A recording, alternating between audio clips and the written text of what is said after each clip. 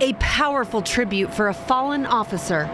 Well, it's a show of support and respect. They do the same for us.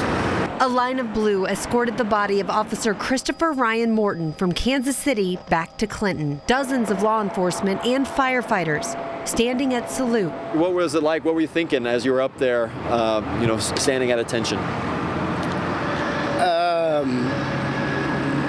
You just want to do everybody proud.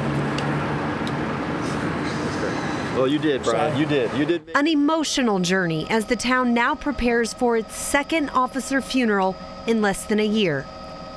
And only 41 Action News captured this, a touching moment as one of the officers injured in that deadly shooting that killed Officer Morton took part in the procession. Clinton police officer Nate Betancourt hugged a fellow officer before the procession started. Betancourt was just released from Research Hospital after he was shot in the arm during the incident. You can see that arm sling right there. He is one of 2 officers injured the night Officer Morton was killed. And many people in the Clinton community lining the streets as that procession made its way to their hometown. 41 Action News reporter Andres Gutierrez spoke with people there as the escort arrived.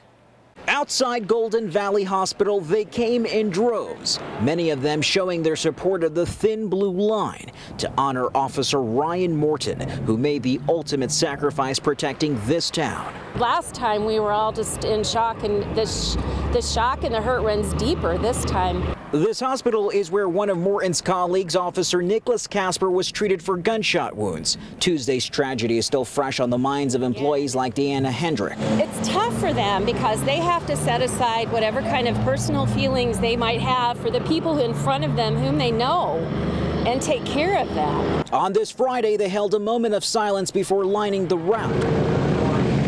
Officer Morton's procession entered Clinton minutes before noon. Law enforcement from across Missouri zipped by the crowds made up of all ages. Deborah Nold brought her grandchildren, 8-year-old Kaysen and 5-year-old Jace. It's very hard to believe in this size of town that can happen. You know, I see it on the news every night up in the city and stuff, and I thought, it's hard to take in. The Clinton Police Department parked this cruiser right outside of headquarters to serve as a backdrop for the growing memorial to Officer Morton. As Clinton once again prepares to say a final farewell to a fallen officer, they reassured us they are a resilient community. We'll face whatever comes. I pray to God we don't have to do this again. In Clinton, Andres Gutierrez, 41 Action News.